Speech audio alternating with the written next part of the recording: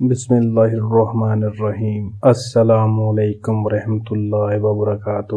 پلکیں آنسوؤں کے طوفان سے بوجھل ہو گئیں۔ بڑی مشکل سے حضرت جنید نے جذبات کی طغیانی پر قابو حاصل کرتے ہوئے کہا، ساری عزتوں کے تاجدار، میری عزت و ناموس کا اس سے بہتر مصرف اور کیا ہو سکتا ہے کہ اسے میں تمہارے قدموں کی اڑتی ہوئی خاک پر نثار کر دوں۔ چمستان قدس کی کلیوں کی چھدابی کے لیے اگر میرے جگر کا خون کام آ سکے تو اس کا آخری قطرہ بھی تمہارے نقشے پا میں جذب کرنے کے لیے تیار ہوں۔ اتنا کہنے کے بعد حضرت جنید خم ٹھوک کر للکارتے ہوئے آگے بڑھے اور اجنبی شخص سے پنجہ ملا کر گتھم گتھا ہو گئے۔ سچ مچ کشتی لڑنے کے انداز میں تھوڑی دیر پینترا بدلتے رہے۔ سارا مجمع نتیجے کے انتظار میں ساکت و خاموش نظر جمائے دیکھتا رہا۔ چند ہی لمحوں کے بعد حضرت جنید نے بجلی کی تیزی کے ساتھ ایک داؤ چلایا۔ آنکھیں کھلی تو جنید کے ساتھیوں کے نعرہ تحسین سے میدان گونج اٹھا۔ ہیبت سے دیکھنے والوں کی پلکیں جھپک گئیں، لیکن دوسرے ہی لمحے میں حضرت جنید چاروں شانے چت تھے۔ سینے پر سیدہ کا ایک نحیف و ناتواں شہزادہ فتح کا پرچم لہرا رہا تھا۔ ایک لمحے کے لیے سارے مجمع پر سکتے کی سی کیفیت طاری ہو گئی۔ آنکھیں پھٹی کی پھٹی رہ گئیں۔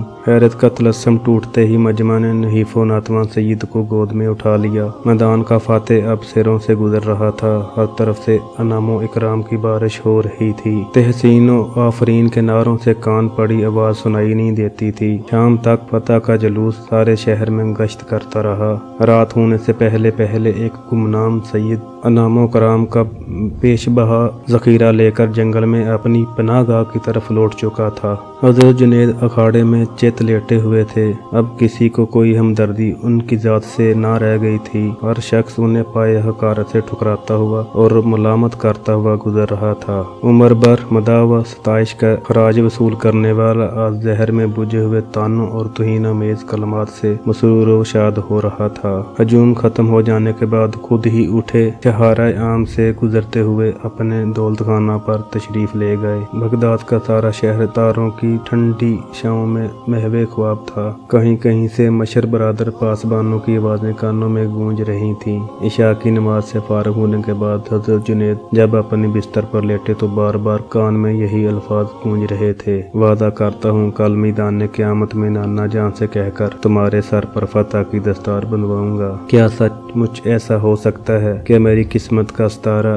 یک بیک اتنی بلندی پر پہنچ جائے گا کہ سرکار دو عالم صلی اللہ علیہ وآلہ وسلم کے نورانی ہاتھوں کی برکتیں میری پیشانی کو چھو لیں؟ اپنی طرف دیکھتا ہوں تو کسی طرح اپنے آپ کو اس عزت کے قابل نہیں پاتا، لیکن لاڈلوں کی ضد بھی تو کوئی چیز ہے۔ اگر میدان حشر میں شہزادے مچل گئے تو رحمت عالم کو کیوں کر گوارا ہو سکے گا کہ ان کے دل کے نازک آبگینے پر کوئی آنچ آ جائے۔ سارے زمانے میں آل رسول کی زبان کا برم مشہور ہے، گردن کٹ سکتی ہے، دی ہوئی زبان نہیں بدل سکتی۔ آخر کربلا کے لالہ زار کی سرخی زبان ہی کے برم سے تو آج تک قائم ہے۔ نبی زادوں کا وعدہ غلط نہیں ہو سکتا۔ قیامت کے دن وہ ضرور اپنے نانا جان تک میری بات پہنچائیں گے۔ اے کاش آج ہی قیامت آ جاتی، آج ہی میدان حشر کا وہ روح پرور نظارہ نگاہوں کے سامنے ہوتا۔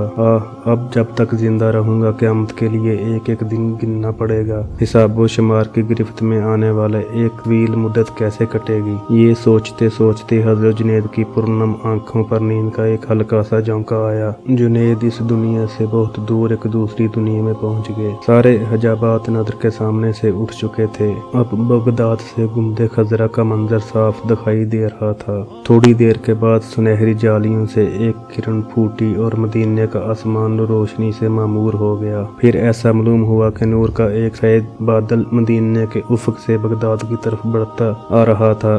جہاں جہاں سے گزرا نور برستا گیا، فضا نکھرتی گئی، اندھیرا چھٹتا گیا، سحر پھیلتی گئی۔ قریب آتے آتے اب رحمت و تجلی کا وہ روشن قافلہ بغداد کے آسمان پر جگمگا رہا تھا۔ چند ہی لمحوں کے بعد وہ نیچے اترنا شروع ہوا۔ ایوانوں کے کنگرے جھک گئے، پہاڑوں کی چوٹیاں سرنگو ہو گئیں، درختوں کی شاخیں سجدے میں گر پڑیں، بغداد کی زمین جھومنے لگی۔ بہاروں نے پھول برسائے، صبا نے خوشبو اڑائی، سحر نے اجالا کیا، رحمتوں نے فرش بچھائے اور درخشاں کرنوں سے حضرت جنید کے صحن کا چپا چپا معمور ہو گیا۔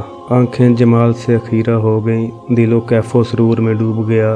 दरो दीवार और छजरो हजर को ज़बान मिल गई और अस्सलातु वस्सलामु अलैका या रसूलल्लाह के नगमों से गूंज उठी। आलम बेखुदी में हज़रत जुनैद सुल्तान कौनैन ताजदार अंबिया मोहम्मद रसूलुल्लाह सल्लल्लाहु अलैहि वसल्लम के कदमों से लिपट गए। सरकार मदीना सल्लल्लाहु अलैहि वसल्लम ने रहमतों के हजूम में मुस्कुराते हुए फरमाया, जुनैद उठो, क़यामत से पहले अपने नसीबे की सरफराजियों का नज़ारा कर लो। नबीज़ादों की नमूस के लिए शिकस्त की जिल्तों का अनाम क़यामत तक कर्ज नहीं रखा जाएगा। सर उठाओ, तुम्हारे लिए फतह व करामत की दस्तार लेकर आया हूँ। आज से तुम्हें अरफान व तकर्रब की सबसे ऊंची बसात पर फाइज किया गया है। तजल्लियात की बारिश में अपनी नंगी पीठ का गुबार और चेहरे के गर्द का निशान धो डालो। अब तुम्हारे रुखे ताबा में फाकदान गीती ही के नहीं, आलम कुदस के रहने वाले भी अपना मुंह देखेंगे। बारगाह यज़दानी से ग्रोए औलिया की सरवरी का आजाज तुम्हें मुबारक हो। सुबह को जब हज़रत जुनैद की आँख खुली तो पेशानी की मौजों में नूर की किरण लहरा रही थी। कल की शाम जो पाए हकारत से ठुकरा दिया गया था, आज सुबह को उसकी राह गुजर में पलकें बछाई जा रही थी। कल जो शिकस्त की जिल्तों से बोझल होकर अकेला अपने घर तक आया, तो आज उसके जल्लू में कौनैन की उम्मीदों के कारवां चल रहे थे।